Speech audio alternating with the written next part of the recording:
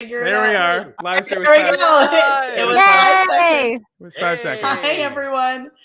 All right. Well, welcome to this special musical Q&A live stream. I have here Sam Haft, who is one of the amazing songwriters for the show. We've got Cristina Vee, the voice of Veronica, and Alex Brightman, the voice of Fizzarelli. And we are going to answer some of your fun music-based questions today, which I have a few of them, but I think Sam also, you saw some that you liked. Yes, I saw well. some too. And there was someone who highlighted a comment, but unfortunately their highlighted comment time ran out. And I feel very bad about that. And they were asking if we'd ever consider doing a music video for Vacate a Bone Town. Live action or animation? Live that's interesting. Whoa. I'll hire some. We'll get some prosthetic makeup artists to do. Like, I've been working out. Yeah. I have not been working out. Awesome. Yes. That's a fun one. There's so many comments. I didn't realize. I said this to you guys before, but I didn't realize there was a whole realm of comments. So that's cool. And also, everyone be nice. You know. Yeah. Yes. Everyone behave. Yeah. Yeah. There's like it's funny seeing like it go from like a couple comments to just it's exploding with comments. Yeah. So thank you guys so much for commenting. Yeah, this live chat is absolutely nuts. It looks like I'm reading The Matrix. It's just. Why do people like? Whenever I'm in my studio bricks, people are like, "Are you in the shower?" I'm like, "No." Oh, yeah. The window. This is a high quality building established. Yeah. Squishy walls and everything. These are not tile. So nice. You gotta get me one of those. Yeah, I get one. I know they look so fancy. They're super nice. The one question that I get asked a lot, and I'll go ahead and answer it at the top, is if there's going to be a cast soundtrack, which the easy answer is just that we're working on it. We obviously have to kind of figure that out, but absolutely would love to bring you guys the soundtrack. So we're working on it.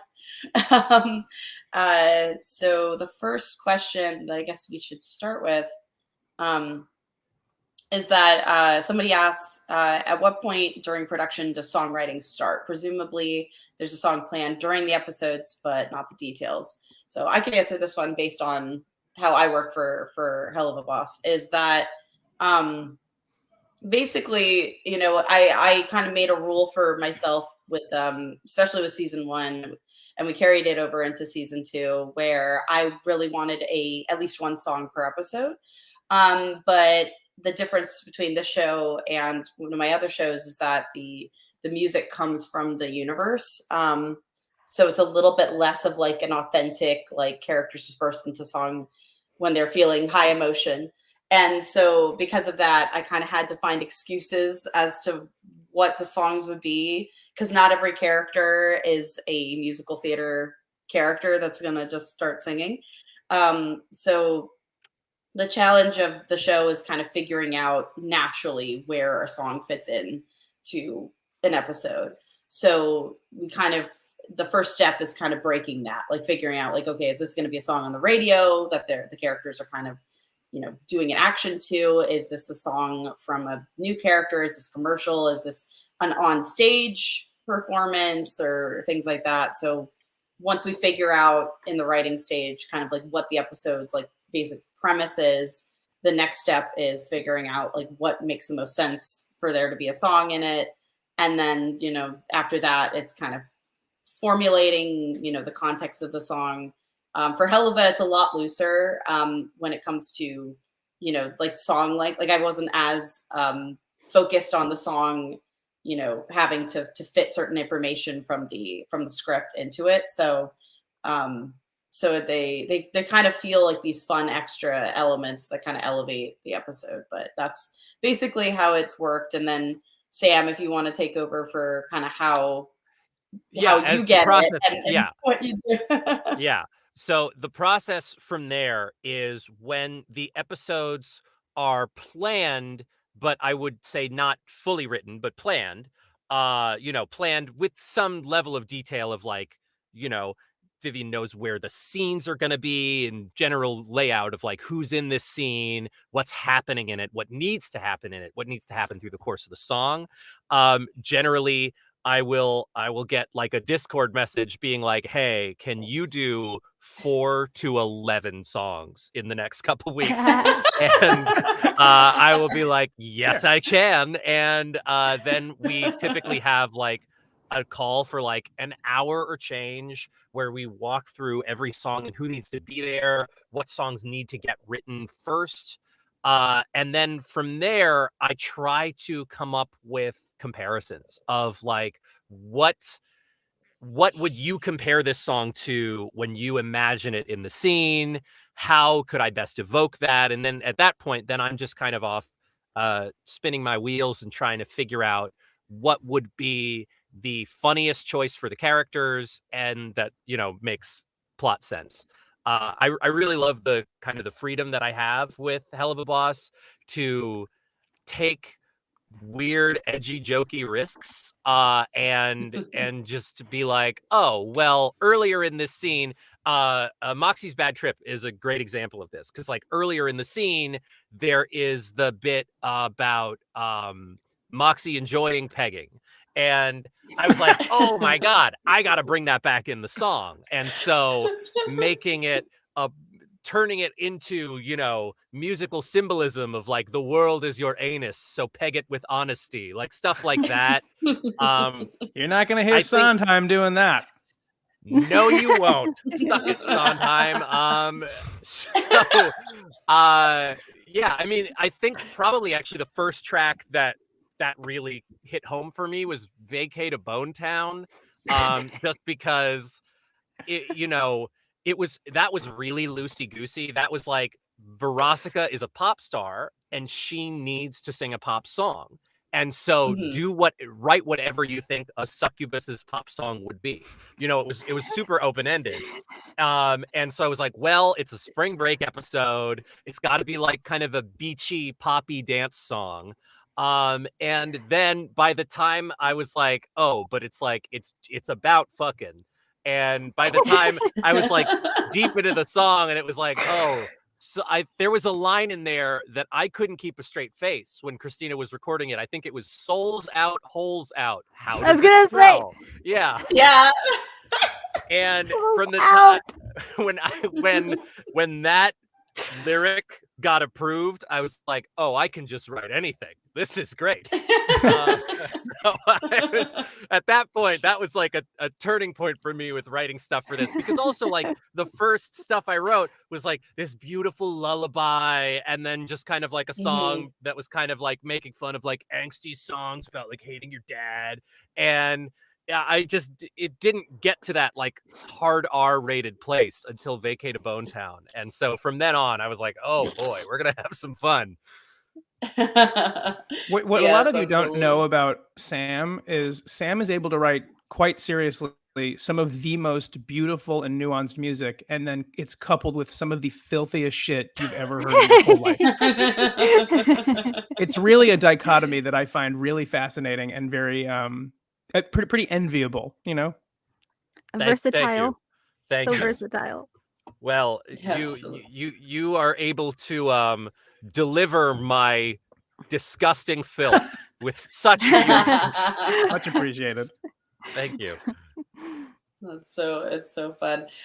Actually, to piggyback off this question, someone, Alex, wrote it to you as well, because you write musicals as well. Is there anything different about the process of writing, kind of figuring out where the songs go into musical shows? I write, you know, I typically, I'm not a songwriter. I write book to musicals. And so what the process there is sort of, you know, figuring out where there doesn't need to be book scene because the emotion is so high. And that's the sort of, you hit it on the head. It's like what I think is great about Helluva Boss, that it does follow pretty basic boilerplate great musical theater rules, which is like those songs really come in when they're never arbitrary. They're never sort of like feels like a break. It always feels like it does move the story forward in some way, or it's some high emotion.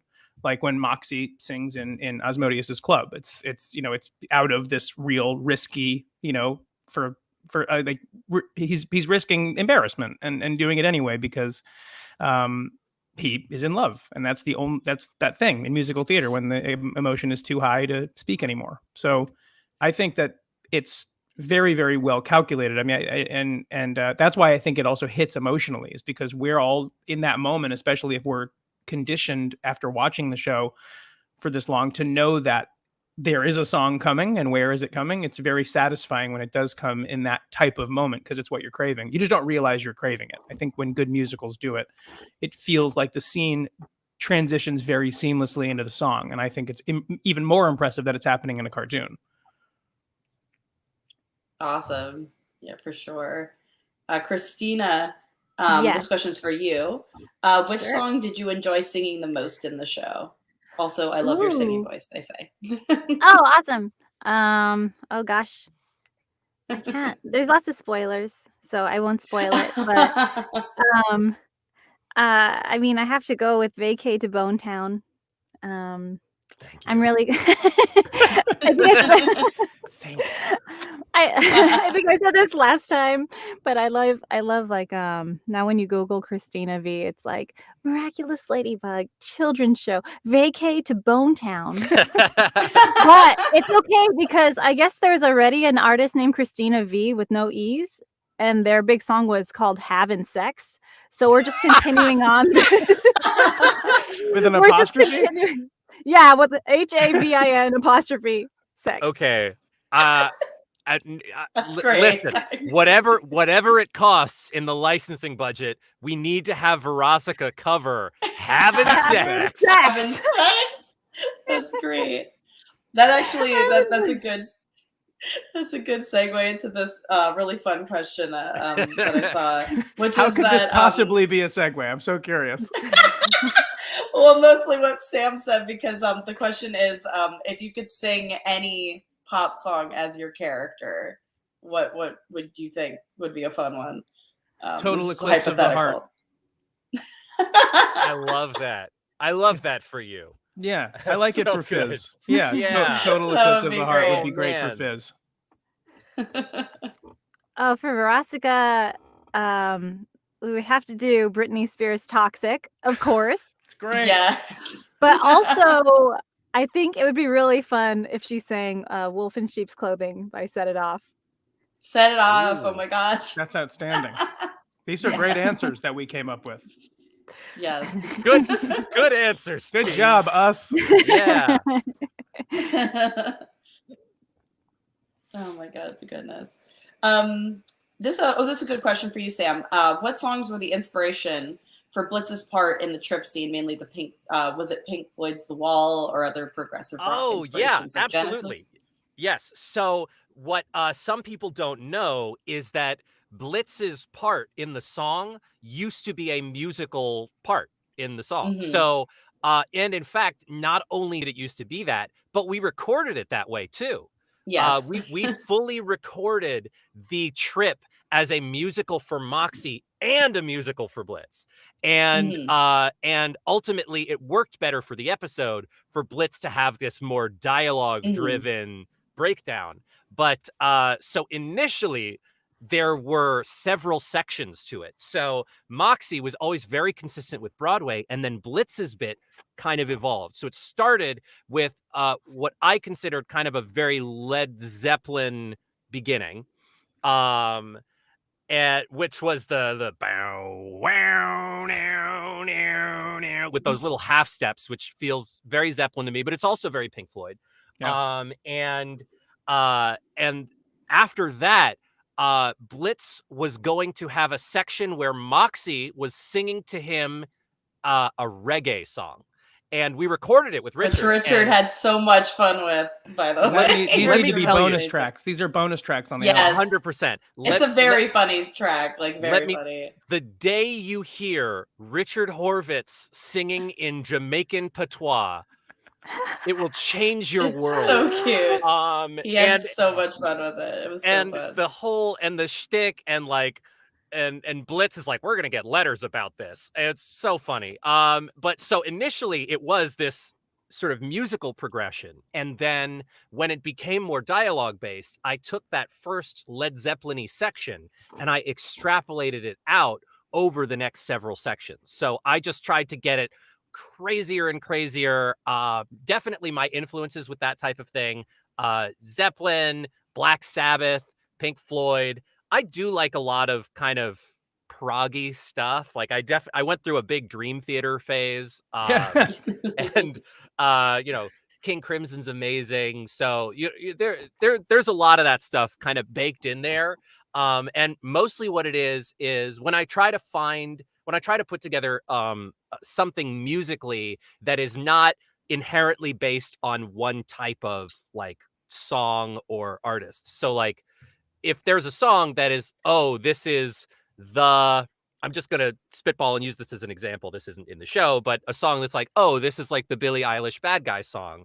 I obviously need to extrapolate from Billie Eilish Bad Guy. But if I'm doing something that's kind of more mood based, and this was really, I mean, it was scoring basically. And generally Jefferson Friedman, who is the master, does the scoring for the show because it was part of the Moxie trip sequence. I was doing it.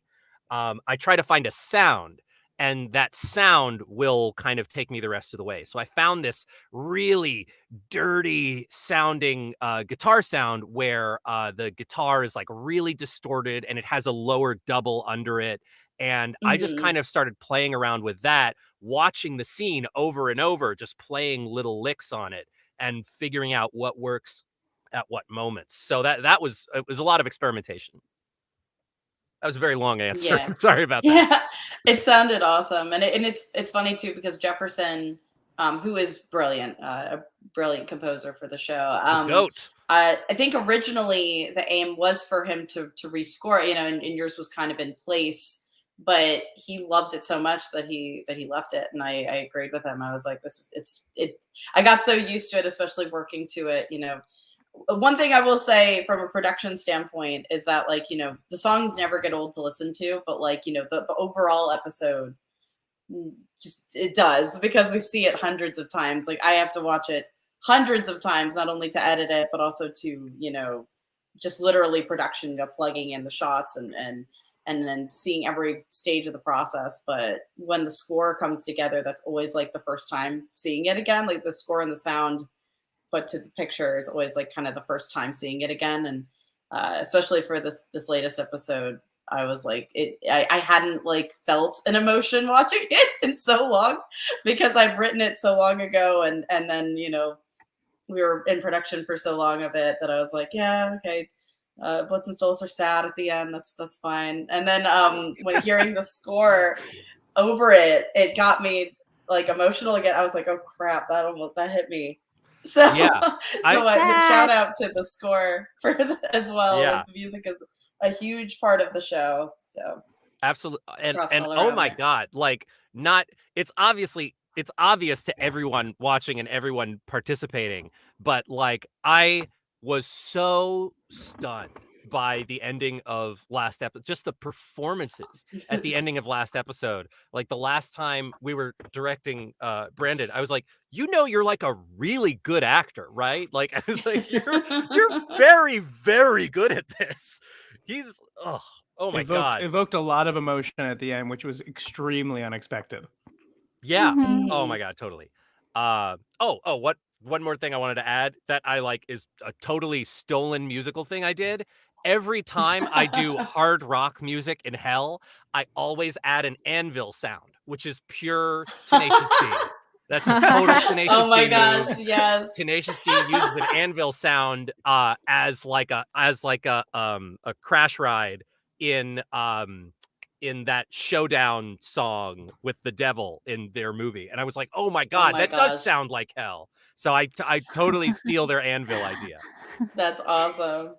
Extremely fun hearing about this from you, Sam. These long answers are well worth it. Because they're like, so if you're a music nerd watching this, it's like perfect. It's like great. You should steal the anvil thing too. Anyone watching. Everyone steal it. Yeah.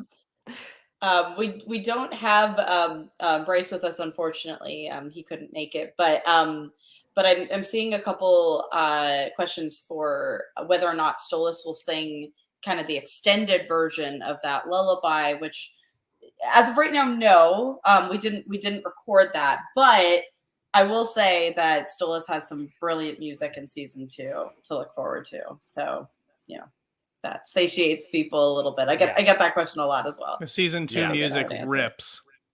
It does. Really does. It's my great. God. The season 2 songs that I've at least been privy to are awesome. And the season 1 music is so good. And we later down the line make us in the past look like chumps. Like, it's so good.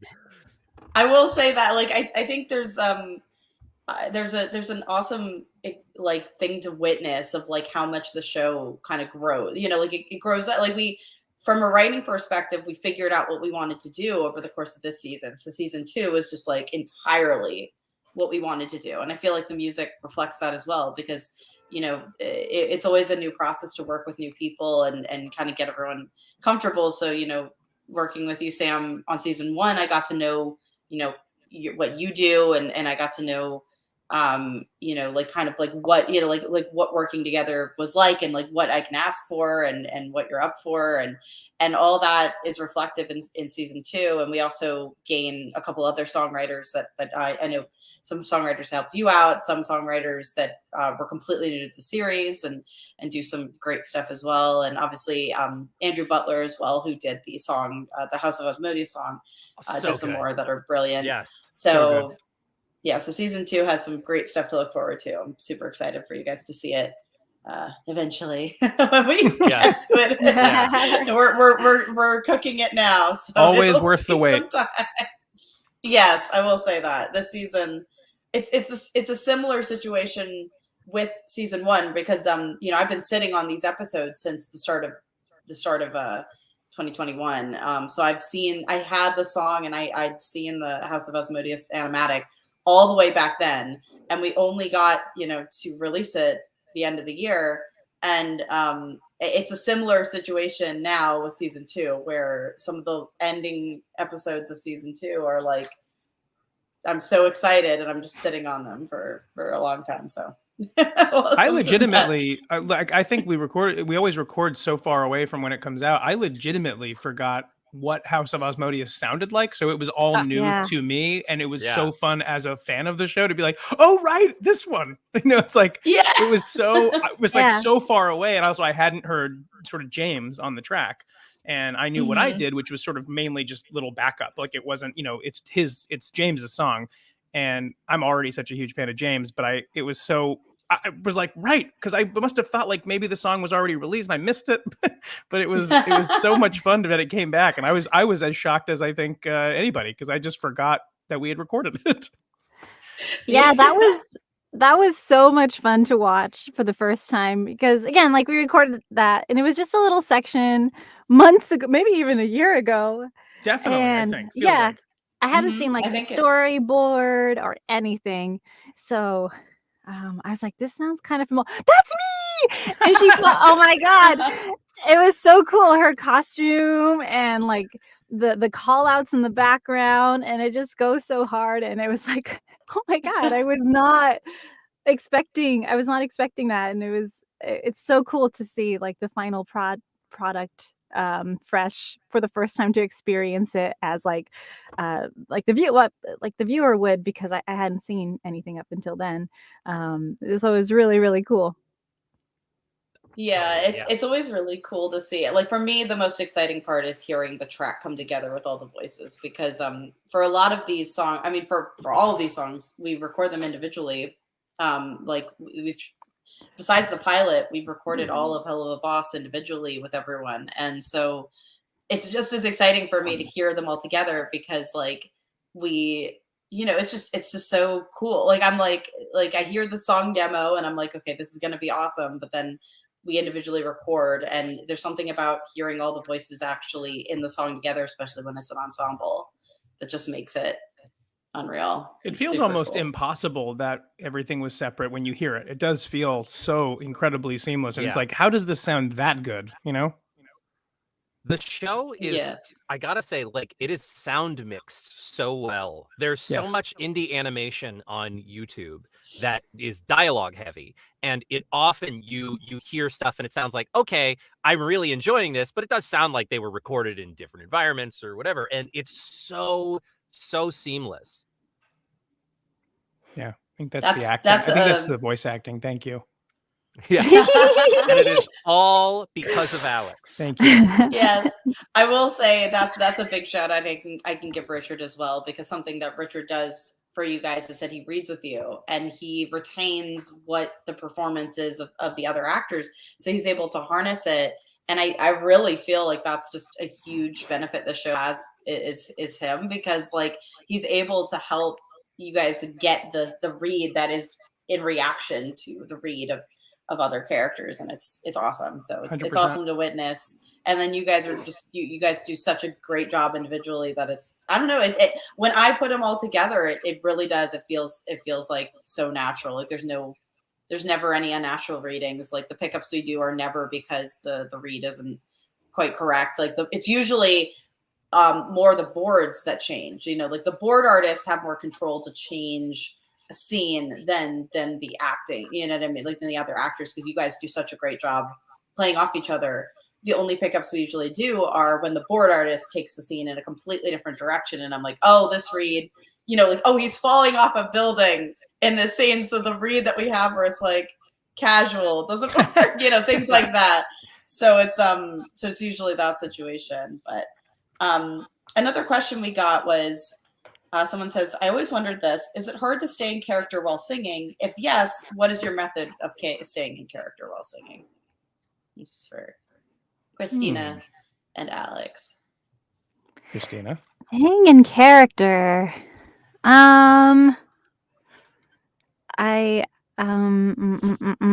maybe for Brassica, since it's really just my normal voice, I didn't really consider. I feel like the lyrics take care of that part for me, and so I just have to focus on the delivery and intent and all that good stuff. Yeah, that's really just my regular voice too. I have to thank, I thank my 4-year development with Beetlejuice with making that voice not only, a thing that I can do, but a thing that I can do multiple takes of, because that, I think, that always is the case when you're doing voiceover in general, you're doing multiple takes of things. So when you're doing a song, you also do multiple takes of that. So really just mine was more, I had done it for so long that it's something I can pull out as easily as someone else can pull out some sort of other voice. It's just something that sits there now that doesn't take much thought to do and doesn't take too much out of me, thankfully. So it just was, all it was half a decade of work, and then it works well now because it's a party trick that only services me for voiceover, basically. It really is a stunning skill, Alex. I mean, thanks. It's from the amount of time you do that, I would expect that, like, casually like this, you would sound like you're speaking through a straw. It is. Yeah, and it's like people. It is wild. People that don't know me, that come across me, whatever, even after a show, after doing a performance of Beetlejuice, that don't necessarily know who I am from anything. They're very shocked to see how high my voice typically is, and it's not really even close, to the thing. But it's been a very long process to find that, and just as far as it's really a stamina thing, and I feel very at home there now, and I don't think I would have were I not have the run of the show that we did. So that's all it is, was figuring it out for a very long time, so that when you do it now, you don't think about it at all.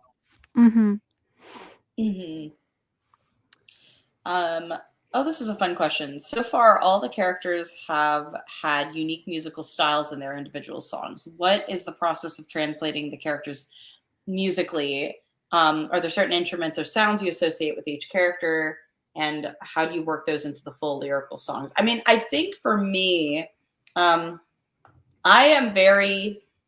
really like kind of experimenting with genre. Like I like a lot of genres of music. There really aren't that many that I don't like. So I kind of associate every character with a different genre. Like that's just always been something I've had fun with. So it's definitely a challenge for the songwriters because I'm like, okay, so this one's country, this one's, you know, pop, this one's jazz, you know, like there's all these different musical styles and you kind of have to pull out all the tricks for them.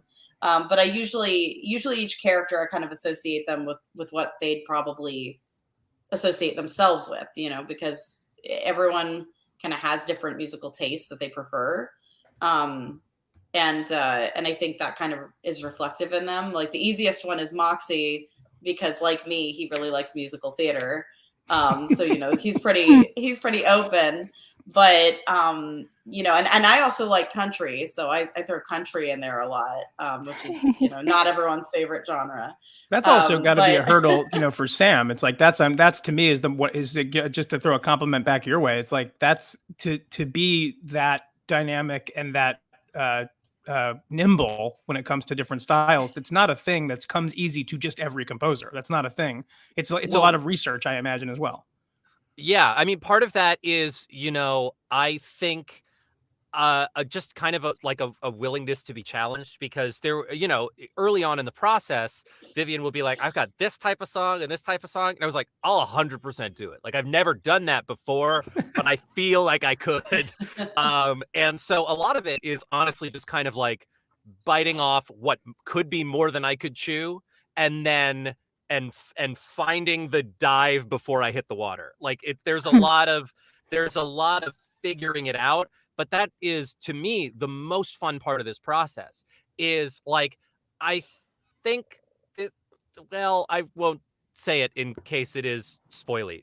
But you know, there are genres that I have been asked to do for the first time. And that is, like, for me, like, the most thrilling part of the process is figuring out, oh, what does this type of song sound like? What does this type of song sound like?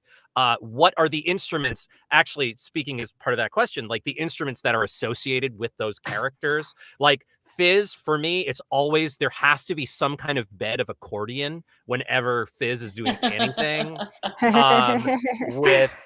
With Stryker, it's like banjo and acoustic, you know, Western acoustic guitar. Verosica has that sine that's like, it's like a sine wave synth that's like, it's like a little theremin-ish, but it's like a synth keyboard that's played way, way, way high up, like kind of notes that would upset a dog. And Stolas has this very spacey synth texture pad that I've used on basically everything that Stolas is in. So there are the more I do stuff for any character, the more I can do more stuff for that character. And that's so interesting because it feels like I'm getting to know a music artist who I am their songwriter. And that is so interesting as part of the process. I have a question, if that's okay. I have a question. Have there been any songs that were cut? I mean, were there songs that were originally there for something and then you had to change it? I've never thought about that until this moment. So there was a song in season 2 that was cut, and then there was the music bit, the sort of musical reggae bit that Moxie had that was cut out of Moxie's Bad Trip. But generally, that one exists. Yes, so people and that does exist and was recorded. The thing that was cut from season 2, I don't think was recorded, Vivienne, right? It wasn't recorded, and I don't think it was meant to be recorded either. It was a song that was going to be in a montage. And so I think the reason it was cut was because of time. Because so I get to talk about something that I learned over the course of season 2. So something that we have done on another project that I have learned is amazing is including the lyrics in the script, because we did not do that on Helluva Boss. And I was wondering why these episodes were turning out to be much longer than I had originally expected. And it's because the script is a certain length and then we throw a 3-minute song in there. And I'm like, oh yeah, that might be why. It's so long. So season 2 is much longer than season 1. It's longer in the sense that it has more episodes in the season itself, and it's also longer as in like every episode's runtime is kind of capping out at around a certain amount, which is more than season 1. So that's another reason why, full disclosure, guys, it's going to take a little bit more time. But it'll be worth it. I mean, the episodes are amazing, but that was one of the reasons, because that song, we actually have 2 songs in that episode. And one of them is a character song, and the other one was this montage song. And so when it came time for me, like editing the animatic and working on it, I was just like, okay, I'm so sorry, Sam, but this song is not technically needed. Or so no, I actually think it was going to be 3 songs in that episode. Yeah, I think so. It got cut down to 2, but there were 3. I think, because it was 2 of the songs that Andrew and I did together. And then that's a different episode. Never mind. Yeah. Well, okay, so another answer is that there was a song that you wrote that I really liked, but it wasn't quite what worked for the scene. Right. So we cut it for that reason, but that song is still in there. We just one of the new songwriters did a stab at it, and so his is going to be in it.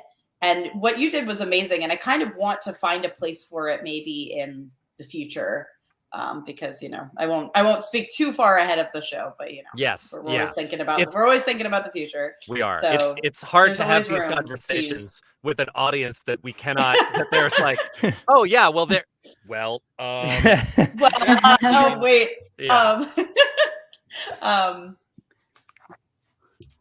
here's a question that Andrew just posed, is how did Sam start working on Helluva Boss? And I guess the short answer to that is that we have a really good mutual friend, Yoav, whose band is The Living Tombstone. And I've known Yoav forever. Brilliant songwriter and song creator, band creator, everything. And I met you through one of his parties, and we just started talking musical theater. And yeah, that's right.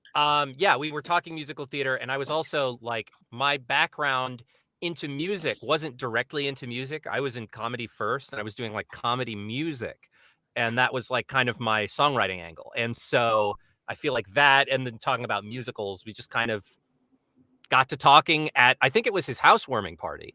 And and then from there it was like, oh, hey, I see people in the chat like The Living Tombstone. That's my band too. I'm in it. He founded it, but since 2016, 17, that's been me as well. So, I'm also in it.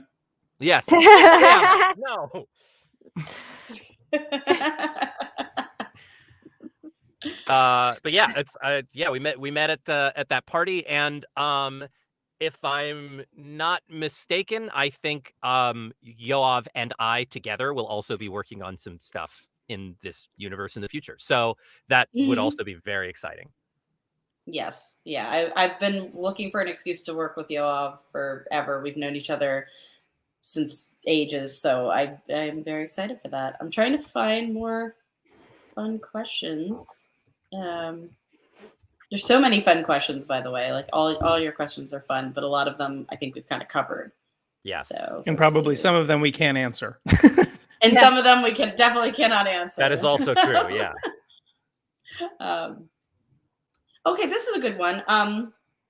What was the hardest song to record? And I don't know the second half of this question, so I'm just going to go with the first half of the question. So the hardest song to record, and if it is something from season 2, I guess you can be vague, but I feel like both of you have had a few songs in this season, because was there a particular challenge to one versus the other? I think actually it's funny. I mean, I think we played a lot with Lululand because it was sort of just me. Mm-hmm. I mean, are there any other people singing on that? No, it's just that was just you. So I think what was not planned, I knew the song and learned the song before we came in for recording, and I knew sort of my bit, and then we just sort of throughout the day had to sort of play around and improvise with sort of like making it feel like an ensemble number. because there are like, doubled and tripled vocals, and kind of coming up with those was a challenge, mainly because, it's more ear stuff, because I don't read music all that well or really at all. And so it just becomes like, how do we, using your ear to sort of double and triple and make an octave higher so it sounds like there's other people singing. That was a challenge, because it was like on the day walking into the recording booth going, you're also singing a lot of other stuff. And so, which is great. I mean, like, that to me, like, that's the best. I love a good foggy road and not knowing what's on the other side of it. And I think it's like more fun to jump through when you just go, yeah, sure, let's see what happens. And I think it came out well. I just in this moment thought about, I'm the only person singing on that track just multiple times. I mean, for Vacay to Bone Town, just trying to talk about it seriously is funny. It is, I think it was no vacay. It took a lot of composure. Like, all right, sun's out, hole's out. How does it smell? Okay. Yeah. But I mean, Sam and Viv make it so easy, and I feel like it was. I mean, I feel like it went by pretty fast. That first session that we had together. I feel like we just kind of did it a few times and had a couple questions about some of the notes, and I feel like we knocked it out pretty quickly.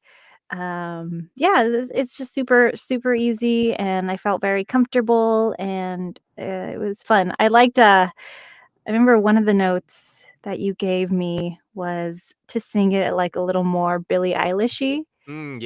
Yeah. And I feel like that's something like I hadn't considered. Like, I think I was doing just my normal like pop singing style, and then we did that, and I think it really added a cool vibe to it that I really love, that I hadn't got to experiment with before. So that was really cool. The most challenging thing I know for sure is there's definitely stuff in season 2 that's more challenging than season 1. Yes. Mm-hmm. I feel for like a good reason. The songs, it's complicated. Yes, I feel like the songs in season 2, not only are they complicated songs, but there's also there's a lot of acting in the songs in season 2. So they're kind of a double whammy of interesting to do, but super fun to hear and witness.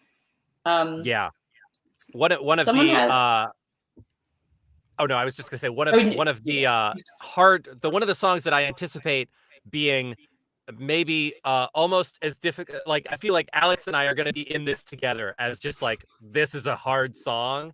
Is a very long song that doesn't really go anywhere very fast, that Alex has to do a lot of very different musical styles on. Yes. And that song, for sure, when people find out what that is, I don't think they will be surprised that is, for me, has been the hardest thing I had to write for the whole show. Wow. Easily the already, and now it is sort of in there, but easily the hardest thing to learn from top to bottom in a while because it really does. It's not all that intuitive. It's just that, like where certain things follow a verse, chorus. This is much more of a sort of, beef stew of a song. Yeah. So look out for a real beef stew of a song. There is a beef stew of a song. I know exactly which one you're talking about. Yeah. It's funny, though, because that song in particular, you turned around pretty fast. And I was a little shocked by that, because I was like, whoa, that was a really complicated song. And you must have hit a creative stream and just followed it down.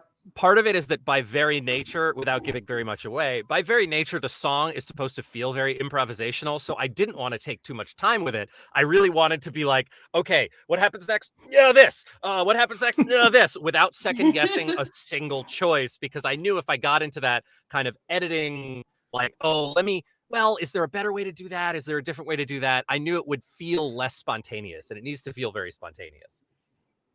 Mm-hmm. Oh, this is a fun one from Andrew, actually. So I also got to sing in the Cherub jingle. Yes, I did. Was that also one that Sam got to write and direct? Any prior singing experience? No, I'm not a singer. But I do. I've taken private singing lessons since I was in high school. I love to sing. I don't bill myself as a singer because I don't feel like I've earned that, but I can carry a tune. So I actually, me stepping in to play Keeney was budgetary, but I had so much fun. I really had so much fun. I genuinely love being like, you know, obviously Richard's a brilliant director. So the fact that I'm not particularly a voice actor, you know, hasn't really, you know, like I don't cast myself as main characters because I'm like, no, but I have a lot of fun, and I like being part of the universe. I don't talk about voicing Keeney a whole lot. I love Keeney. I think Keeney's a very fun character, but I don't talk about it because it's not my world. I'm so used to being behind the scenes that I'm not really open about it, but I really liked to sing on that jingle. It was super fun to actually, I just remember I was so anxious about it that I did, I brought in my my singing coach, Ingrid Schnell, who's amazing. What? Yeah. Wait. Did I know this as well? Yeah, I worked with her since I was 25 years old. Do you still? Whoa. Yeah, well, I haven't worked with her in a few months. That's so crazy. Me either, because of the pandemic. I had to take a break, but no, she's brilliant. Oh my God. Awesome. What a small world. Wow. That's so cool. Ingrid. I think she might have mentioned that to me, but I think I must have forgotten that. That's awesome. Well, yay. So she's amazing. She's awesome. She's a brilliant singing coach. But yeah, I asked if she could be there to help warm me up, because I was like, all right, because it's also, I mean, to be fair, also that song is a harmony. So it's like a 3-part harmony that we had to lock into the correct harmony. So it was kind of like not just, I couldn't just sing it however I wanted. I had to stick to a melody, or like a you know, specific range of the melody to keep the song correct. So it was a little bit of a challenge, but it was very fun. Worth it. And that's is the Cherub song's a Perry song, isn't it? That was a Perry Grip song. Yes, it is. Yeah, as well. So that was a different songwriter. And Perry Grip is amazing. Perry Grip did the songs for the Has Been Hotel pilot. Perry Grip is a legend. To me, like, you were like, oh yeah, also one of the other people who does the songs for this is Perry Grip, and I was like, I know who Perry Grip is. I've seen Hamster on a Piano. I know this guy. This is internet legend, Perry Grip. Yeah, no, Perry is amazing. And it's funny because I grew up with his music being the super like it's like the most earworm music you'll ever hear in your life. And a lot of the songs that he'll do for fun are these like cute little, like he'll see an animal video and like make a song out of it. So like the songs will be like, you know, like Hamster on a Piano, or like Baby Monkey riding backwards on a pig. Yeah, like that's who that is. Like, yeah, yes, like Baby Monkey. I think one of my favorites is there's a one called Young Girl Talking About Herself, and it's a bunch of like those old like videos where girls used to just vlog like their feelings, like it was almost like a video diary back in like the early days of the internet, and it's just this song about young girls talking about herself. I mean, it's so cute. I love his music. He is the internet's foremost jingle smith. Yes. Yeah. So awesome. And he wrote Lululand as well. The Lululand. Right. Song. I just never knew. I never knew who I was dealing with. Wow. Oh yeah. That's why it's so earworm. I remember like when we first got the demo for Lululand, I had it on repeat. I was like, I can't stop listening to this song. And then once we had it recorded, that was one of the most fun ones too. I know the board artist had a blast boarding it. And we had a blast watching that one back and forth. So that was super fun. Let's see what other questions we've got. This is a fun one. I noticed House of Asmodeus didn't run on the usual musical logic that Helluva Boss songs normally go. Does this mean the show is now going to have both diegetic and non-diegetic musical numbers? Yes, kind of. The way I kind of treat it is that we all the songs start in the universe, but you know, once they are established, especially when they're really high emotion like that, they do kind of translate to traditional musical style, where we can kind of do these more specific visuals, or we can kind of like go into a dream sequence, like kind of like we did in Moxie's Bad Trip. So they basically, you know, we find excuses to kind of break the musical, you know, break into musical space from the reality of the Helluva Boss universe. So Right. to kind of answer it, yes, sort of, when we can cheat it, we do, but all the songs start in the universe, and that's the rule. Yeah. Oh, we are. It says we're a 5-minute mark, so we are should at start the wrapping up. 5-minute mark. One thing I would like to just like thank people for is the response to "You Will Be Okay," because that was the first one I wrote for the show, and like because of that, like I was also like I was so nervous about making it, and I was like, oh my god, this is so powerful, it needs to come from the heart. And you know, I am a new dad, a relatively new dad. My son is now 2. At the time he was just not even 1 that I wrote this. And like I wrote it for him basically because I was like, oh, I'm feeling these feelings, I want him to be all right. And so it was like a really, really personal one.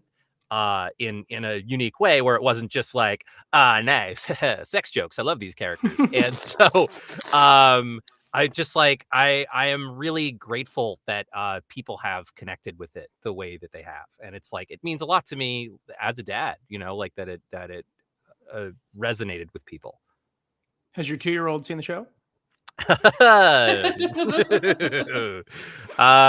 That'll be a while, I think. Just a minute. When he turns 30, he can watch it. Yeah. It'll be in the will. Awesome. Yes. When he's 4. Well, okay, son, this is Vacay to Bone Town. Well, awesome. Well, then let's. I'd love to let you guys plug your live streams, like when you're going to be signing prints. For Cristina, yours is today, right? Yes. Right? I'm signing right now after I put on a little makeup. I'll hop on TikTok. And I'll be signing today, but I'm only signing my Verostica prints today because I have short amount of time, but tomorrow I'm going to sign as many of my other prints as well. So they're still available. I have a really cool holographic Verostica print that's really, really cool. And so I hope you guys will come check it out. Peace. Yeah. Awesome. That Verostica print is dope. I just saw that Verostica holograph thing. It's dope. It's so pretty in person. Really cool. Thank you. Mine is still for a minute. I just wanted to give a long lead time for many reasons, but schedule being the main one. November 30th, post Thanksgiving. You know, if you're full and you want to come and hang, I do pretty long streams on Instagram. A lot of the stuff is, you can find all the information on my Twitter, which I announce, you know, things frequently. And so that's Alex B Updates on Twitter. And I'll be signing all the things and all of, you know, as much as I can, and I really appreciate people liking the stuff. And I'm in love with the artwork, and all the artists that have done incredible art for these are insane. I mean, like every single new one is like a new revelation in art for me.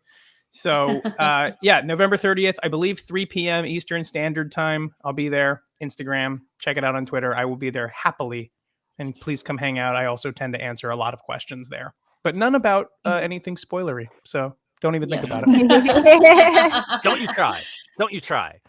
I'm doing a signing.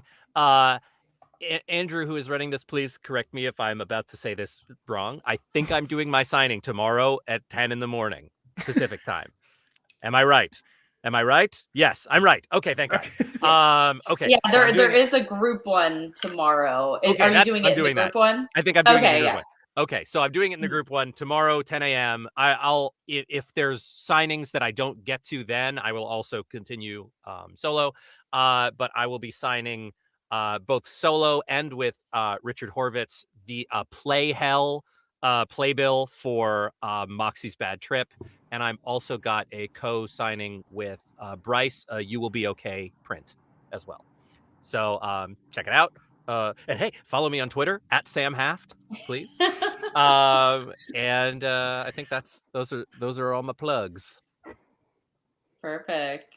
Well, it was amazing having you guys. This was super fun. Sorry to everyone that Bryce and James couldn't make it, but they are obviously going to be around in the future. And thank you guys so much for watching the show and supporting, and buy everybody's prints.